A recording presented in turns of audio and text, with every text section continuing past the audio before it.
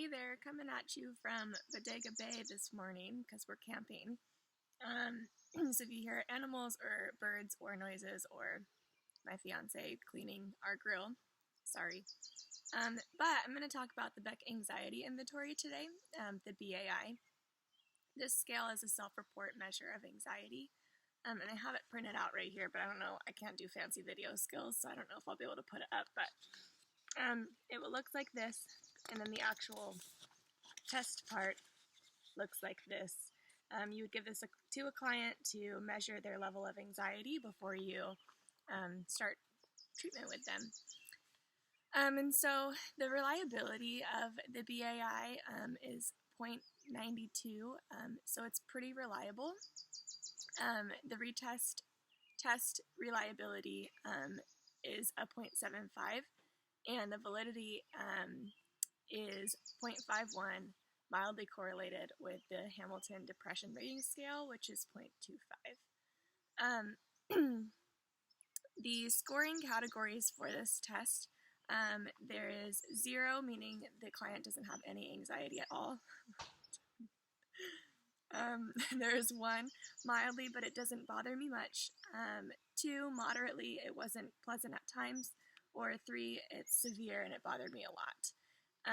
And so the client would go through, I'll try to put this on the video somehow, but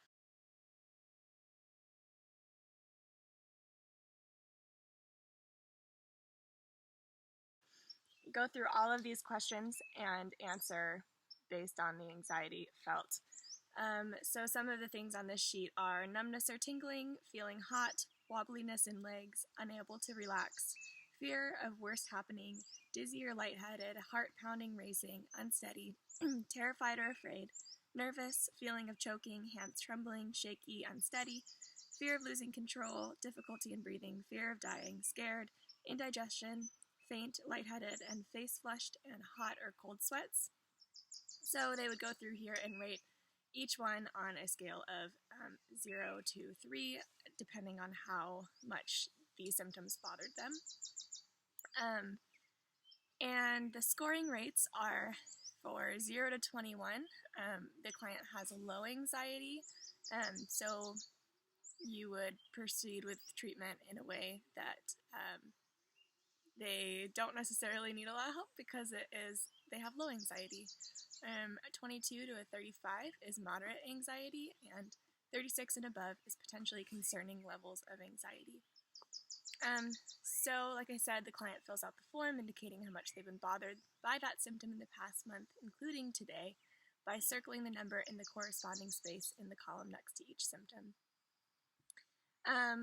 Something about the BAI is that it has not been specifically examined in different ethnic groups, which represents a serious problem if the assumption that these instruments yield equivalent scores, because this has been done with white clients in the past.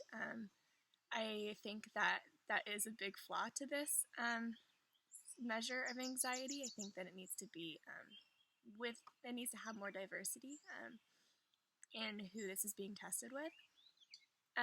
Also, a few of these studies use samples that are culturally diverse, and no studies analyze the factor structure of the BAI for ethnic groups other than Caucasian Americans. So diverse samples are difficult, if not impossible, to accurately interpret. And I do wonder how hard that would be to give this test to a diverse group of clients, and why it hasn't been done yet, but it hasn't. So that's the Beck Anxiety Inventory. I guess that you would just give this to a client before you meet with them as an assessment before you do your actual assessment. You would still do an assessment even with this, doing this first, because it gives you a better idea of what they're actually struggling with, and then the etiology of why they're struggling with it, and not just the symptoms that are presenting on this piece of paper. So that's the Beck Anxiety Inventory, the BAI. I don't know if you guys have questions because this is a video, but if you do, you can email me. Okay.